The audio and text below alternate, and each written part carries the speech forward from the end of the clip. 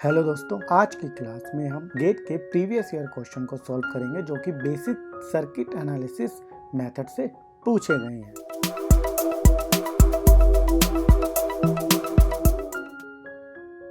Method of circuit analysis ये chapter 1 है network theory का। इस लेक्चर में हम गेट के प्रीवियस ईयर क्वेश्चन सॉल्व करेंगे जो कि फॉलोइंग टॉपिक से पूछे गए हैं।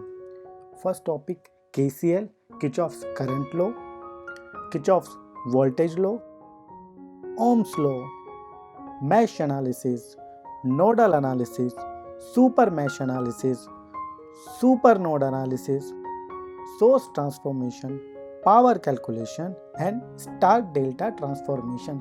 अगर आपको इन सभी टॉपिक्स के बारे में बेसिक थ्योरी पता है तो आप आसानी से चैप्टर 1 के जो भी क्वेश्चंस गेट में पूछे गए हैं आसानी से सॉल्व कर सकते हैं। और जनरली गेट में अगर हम प्रीवियस ईयर क्वेश्चन पेपर की एनालिसिस करें तो लगभग 2 मार्क्स के क्वेश्चंस इस चैप्टर से पूछे जाते हैं। ओके, तो चलिए इस टॉपिक से रिलेटेड क्वेश्चंस को हम सॉल्व करते हैं।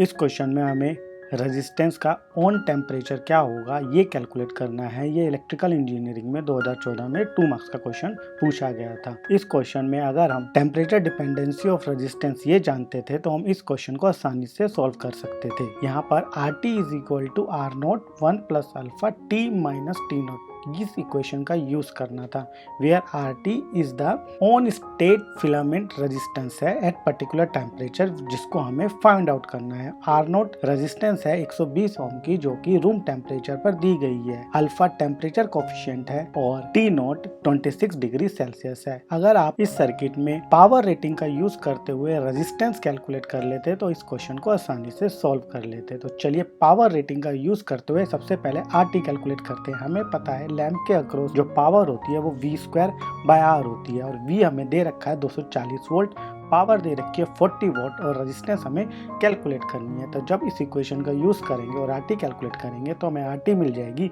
1440 ओम। ओके, और R0 यहाँ पे रेजिस्टेंस एट 26 डिग्री सेल्सियस ये हमें दे रखा है। तो जब हम अपनी इक्वेशंस में सारे पैरामीटर को सब्स्टिट्यूट करेंगे तो हम आसानी से जो ऑन स्टेट फिलामेंट टेम्परेचर है उसको कैलकुलेट कर सकते हैं। Okay, 1440 = 120 multiply by 1 + 4.5 × 10⁻³ × T - 26। जब इस इक्वेशन को सॉल्व करेंगे तो हमें टेम्परेचर मिल जाएगा 2470.44 degree Celsius. Very easy question और यही हमारा आंसर था। इस क्वेश्चन में आपको बस इक्वेशन नंबर 1 जो कि टेम्परेचर डिपेंडेंसी है रेजिस्टेंस की, इसको फॉर्मुलेट करना था और इसको यूज करना था। ओके, इस क्वेश्चन में हमें total power absorb by the 3 circuit element ये कैलकुलेट करना है। ये इलेक्ट्रिकल इंजीनियरिंग में 2014 में 1 मार्क में पूछा गया। ओके, तो सबसे पहले अगर देखें इस सर्किट को तो इसमें हमें 100 वोल्ट और 80 वोल्ट के अक्रॉस क्या करंट फ्लो कर रहा है ये पता है। चलिए मान लेते हैं जो 15 वोल्ट का वोल्टेज सोर्स है उसमें करंट I फ्लो कर रहा है। ओके, तो अगर मैं अब KCL लगाऊं नोड A पर तो मैं आसानी से I की वैल्यू कैलकुलेट कर सकता हूँ और जब मुझे I मिल जाएगा तो मैं पावर सभी वोल्टेज एलिमेंट्स के अक्रॉस कैलकुलेट कर सकता हूँ जो कि दी जाएगी V × I। और यूजिंग साइन कन्वेंशन की वेदर पावर डिलीवर्ड है या पावर एब्जॉर्ब्ड है, हम net power absorb by the circuit calculate कर सकते हैं। तो चलिए पहले KCL लगा लेते हैं नोड A पर। तो नोड A पर नेट इनकमिंग करंट कितना है 10 एम्पियर और नेट आउटगोइंग करंट कितना है I + 8। तो I कितना हो जाएगा 2 एम्पियर। ओके, तो इसका मतलब है 2 एम्पियर का करंट जो है वो 15 वोल्ट वोल्टेज सोर्स में फ्लो कर रहा है। ओके, तो चलिए अब हम पावर कैलकुलेशंस कर लेते हैं। पावर कैसे कैलकुलेट करेंगे इसके लिए हम साइन कन्वेंशन का हेल्प लेंगे। कैसे? अगर करंट फ्लो करता है high potential difference to low potential difference तो पावर एब्जॉर्ब होती है, और अगर करंट फ्लो करता है from low potential to high potential तो पावर डिलीवर होती है। ओके, तो चलिए सबसे पहले पावर एब्जॉर्ब देखते हैं 100 वाट वोल्टेज सोर्स के, क्योंकि 100 वोल्ट वोल्टेज सोर्स में करंट फ्लो कर रहा है 10 एम्पियर का from high terminal to low terminal, तो इसलिए ये पावर एब्जॉर्ब करेगा। कितनी करेगा 100 मल्टीप्लाई बाय 10 तो 1000 वाट और 1 किलोवाट। अब 80 वोल्ट वोल्टेज सोर्स में देख लेते हैं। 80 वोल्ट का जो वोल्टेज सोर्स है उसमें 8 एम्पियर का करंट फ्लो कर रहा है और वो कहां से कहां फ्लो कर रहा है negative potential to positive potential और from low potential to high potential, hence it deliver the power. Okay, तो power delivered by 80 volt voltage source कितना होगा, P80 is equal to voltage multiply by current, 80 into 8 is equal to 640 watt. Similarly अगर मैं 15 volt का voltage source देखूं, इसमें जो current है I जो कि 2 एम्पियर का है, वो फ्लो कर रहा है from negative terminal to positive terminal और from low potential to high potential. Hence 15 volt का वोल्टेज सोर्स भी पावर क्या करेगा, डिलीवर करेगा। ओके, कितने अमाउंट के डिलीवर करेगा, 15 multiply by 2 is equal to 30 volt. Okay, तो 100 वोल्ट का वोल्टेज सोर्स है तो वो पावर एब्जॉर्ब कर रहा है, बाकी जो 80 वोल्ट के वोल्टेज सोर्स है और 15 वोल्ट के वोल्टेज सोर्स है वो पावर डिलीवर करें। तो नेट पावर एब्जॉर्ब कितनी हो जाएगी, नेट पावर एब्जॉर्ब हो जाएगी 1000 what minus 640 minus 30। Total absorb power में से टोटल डिलीवर्ड पावर को सब्ट्रैक्ट कर देंगे। ओके, और हमारे पास आंसर आ जाएगा 330 वॉट। Very easy. ओके, ये क्वेश्चन ईसी में 2013 में 4 मार्क का पूछा गया था। इसमें हमें वीएस और आईएस कैलकुलेट करनी है। इस क्वेश्चन में अगर आपको केसीएल प्लस केवीएल लगाना आता था तो आप इस क्वेश्चन को आसानी से सॉल्व कर सकते थे। तो चलिए सबसे पहले देख लेते हैं जो 2 ओम का रजिस्टर है उसके अक्रॉस कितना करंट फ्लो कर रहा है। अगर मैं 2 ओम के रजिस्टर को देखूं जो बी और सी टर्मिनल पर कनेक्ट है, उसके अक्रॉस कितना पोटेंशियल डिफरेंस है, 10 वोल्ट का, तो करंट कितना हो जाएगा, 10/2 is equal to 5 ampere. Similarly जो 1 ओम की रेजिस्टेंस है जो बी और सी नोड पे कनेक्ट है, उसमें कितना पोटेंशियल डिफरेंस है, 10 वोल्ट का, तो उसमें कितना करंट फ्लो करेगा, 10/1 10 एम्पियर का। ओके, अब बताइए आई 5 ओम की रेजिस्टेंस जो टर्मिनल ए और डी के बीच में कनेक्ट है, उसमें कितना करंट फ्लो करेगा। 5 ओम की रेजिस्टेंस जो है वो 2 एम्पियर के करंट सोर्स के साथ सीरीज में है, तो सीरीज में करंट सेम होता है, इसलिए 5 ओम की रेजिस्टेंस में भी 2 एम्पियर का करंट फ्लो होगा। ओके, तो अब यहाँ पे हमने डिफरेंट सर्किट एलिमेंट के अक्रॉस करंट क्या है ये कैलकुलेट कर लिया। चलिए अब केसीएल लगाते हैं नोड बी पर। नोड बी पर नेट इनकमिंग करंट कितना है, 2 एम्पियर, और नेट आउटगोइंग करंट कितना है, IS plus 5 ampere plus 10 ampere. Okay, तो जब इस इक्वेशन को सॉल्व करेंगे तो आईएस मिल जाएगा -13 एम्पियर। तो यही हमें फाइंड आउट करना था। आई अक्रॉस 1 ओम रजिस्टर हम ऑलरेडी कैलकुलेट कर चुके हैं जो कि 10 एम्पियर है। Similarly IS is equal to -13 ampere हमने केसीएल एट नोड बी पर लगा के कैलकुलेट कर लिया। चलिए अब केवीएल लगा लेते हैं हम किसमें, loop C A B C सी ए में। तो जब मैं सी टू डी मूव करूंगा तो मेरे पास पोटेंशियल गेन कितना हो जाएगा, प्लस वीएस का। सिमिलरली जब मैं डी टू ए मूव करूंगा तो मेरे पास पोटेंशियल ड्रॉप कितना हो जाएगा, 5 इंटू 2 का। और जब मैं B to C again move करूंगा तो मेरे पास पोटेंशियल ड्रॉप कितना हो जाएगा, -10 वोल्ट का। Hence VS -5 into 2 -10 is equal to 0। तो वीएस कितनी हो गई, 20 वोल्ट। तो हमने दोनों क्वेश्चन सॉल्व कर लिए। वीएस आ गया 20 वोल्ट, आईएस हो गया -13 एम्पियर, और आई अक्रॉस 1 ओम रजिस्टर कितना हो गया, 10 एम्पियर। बस वेरी इजी क्वेश्चन। ओके, इस क्वेश्चन में हमें नोड ए और नोड बी के अक्रॉस पोटेंशियल डिफरेंस दे रखा है 6 वोल्ट। हमें नोड सी और नोड डी के बीच में जो पोटेंशियल डिफरेंस है उसको कैलकुलेट करना है। वीसी माइनस वीडी इज, ये ईसीई में, इलेक्ट्रिकल में और इंस्ट्रूमेंटेशन में तीनों ब्रांचेस में 2012 में 2 मार्क्स का क्वेश्चन पूछा गया था। तो इस क्वेश्चन को कैसे सॉल्व करेंगे, थोड़ा सा ट्रिकी क्वेश्चन था। ये क्वेश्चन यूनिकनेस थ्योरम के बेसिस पर पूछा गया था। यूनिकनेस थ्योरम बोलती है कि अगर आपके पास एक कॉम्प्लेक्स नेटवर्क दिया गया है तो एनी 2 नोड्स के अक्रॉस आप इस नेटवर्क को डिस्ट्रीब्यूट कर सकते हो, रिप्लेस कर सकते हो एक जनरल नेटवर्क से, एक जनरल ब्लैक बॉक्स से, प्रोवाइडेड जो डिस्कनेक्टिंग नोड है उस पर वोल्टेज और करंट चेंज नहीं हो रहा है। तो जो हमारा लेफ्ट साइड में नेटवर्क है जो नोड ए और नोड सी के अक्रॉस कनेक्ट किया गया है रेजिस्टिव नेटवर्क, उसको मैं एक जनरल रिप्रेजेंटेशन दे सकता हूँ, कह सकता हूँ नेटवर्क ए है, और मैं यहाँ पर नोड ए और नोड सी की जो वोल्टेज है उसको डिस्टर्ब नहीं कर रहा हूँ। ओके, सिमिलरली जो लेफ्ट साइड पर हमारा नेटवर्क है जिसमें रेजिस्टिव एलिमेंट्स है और वोल्टेज सोर्स है उसको रिप्लेस कर सकता हूँ नेटवर्क बी से। ओके, बस इतना आपको करना था। अब मैं रीड्रॉ करूँ सर्किट को, तो मेरे पास लेफ्ट साइड पे एक नेटवर्क ए है, राइट साइड पे नेटवर्क बी है। ओके, और नेटवर्क ए से जो करंट नेटवर्क बी पर जाएगा वही करंट नेटवर्क बी से नेटवर्क ए पर आएगा, तभी सर्किट क्लोज्ड होगा। ओके, इतना कॉन्सेप्ट अगर आप जानते थे तो इस क्वेश्चन को आसानी से सॉल्व कर सकते।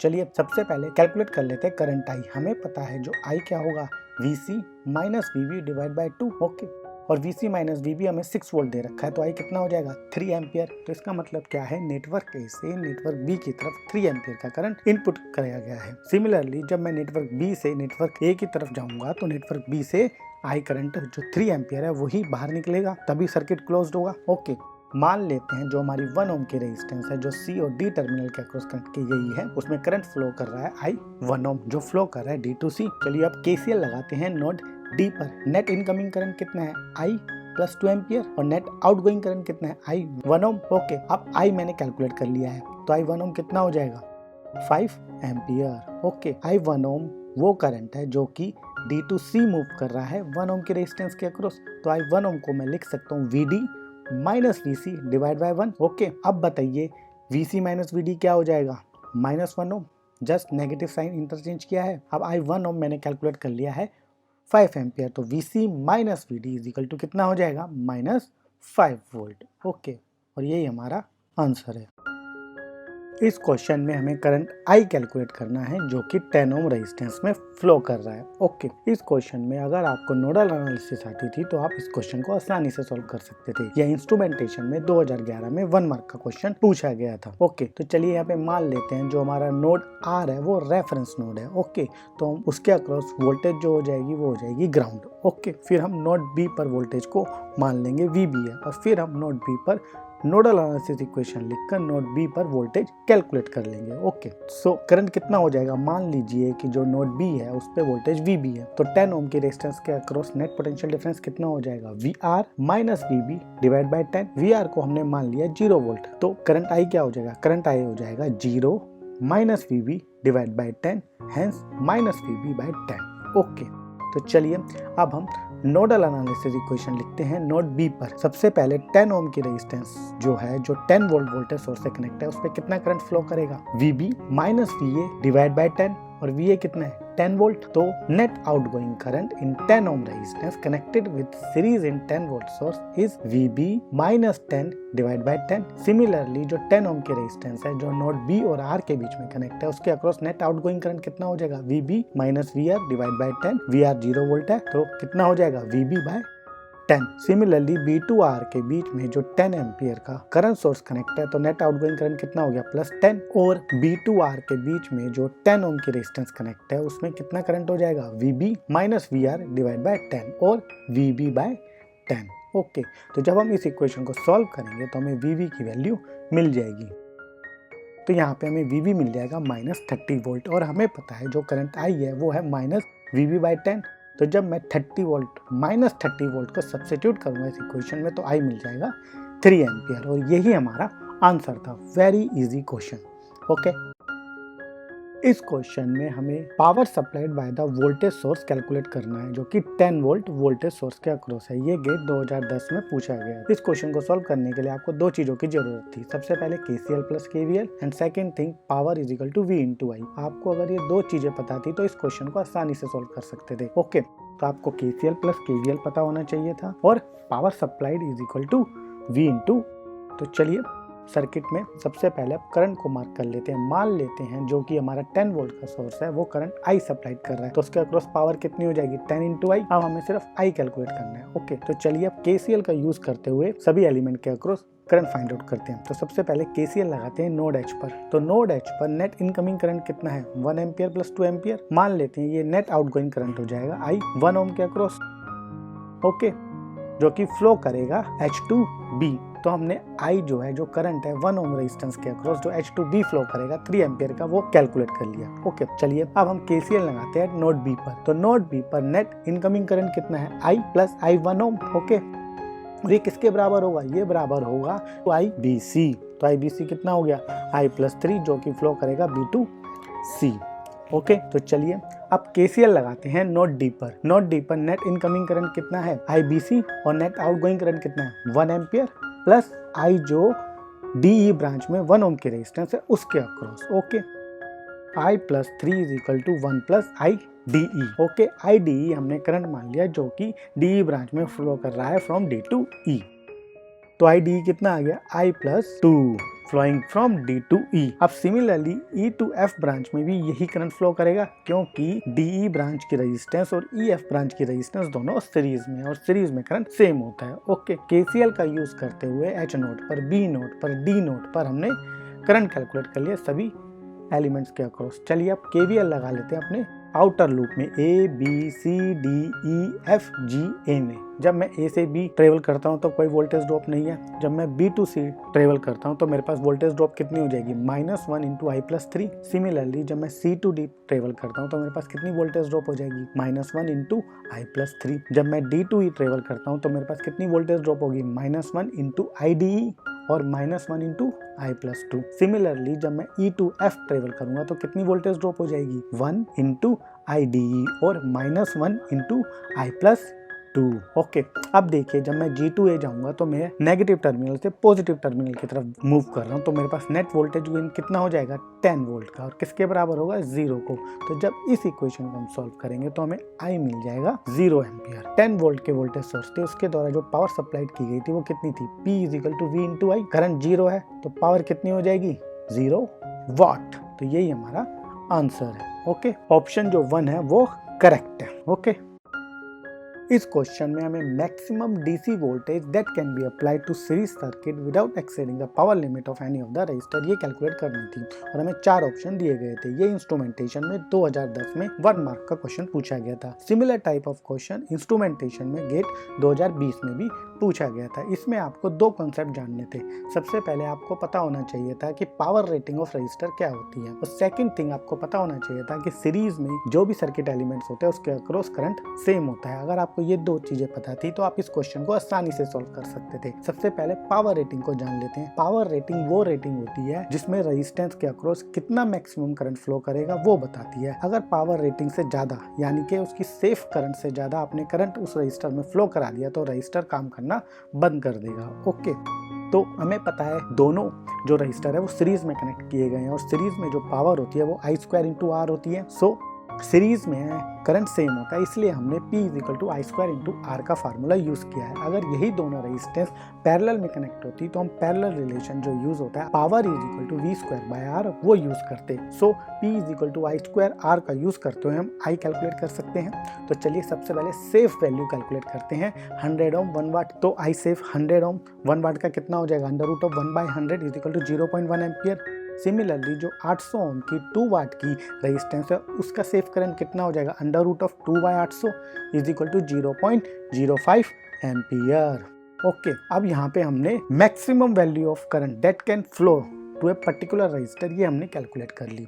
तो सपोज कीजिए अगर मैं चूज करता हूँ कि सीरीज में दोनों एलिमेंट के अक्रॉस सेम करंट होना चाहिए, तो मान लेते हैं करंट 0.1 एम्पियर है। तो जब 0.1 एम्पियर फ्लो करेगा तो 100 ओम की रेजिस्टेंस तो काम करेगी, बट 800 ओम की रेजिस्टेंस है उसका जो सेफ करंट है वो 0.05 एम्पियर है, वो काम करना बंद कर देगी और सर्किट जिस पर्पस के लिए डिजाइन किया गया है वो पर्पस फुलफिल नहीं करेगा। सिमिलरली अगर मैं I' सेफ यानी कि 800 ओम की जो रेजिस्टेंस है उसका सेफ करंट चूज करता हूँ 0.05 एम्पियर, तो 800 ओम की रेजिस्टेंस तो सेफली काम करेगी। और अगर हम देखें तो 100 ओम की रेजिस्टेंस वो भी सेफली काम करेगी। तो इससे क्या निष्कर्ष निकलता है, इससे ये निष्कर्ष निकलता है जब भी सीरीज में सभी रेजिस्टेंस डिफरेंट पावर रेटिंग के कनेक्ट किए जाते हैं तो हमें वो करंट चूज करना है जो कि मिनिमम वैल्यू हो।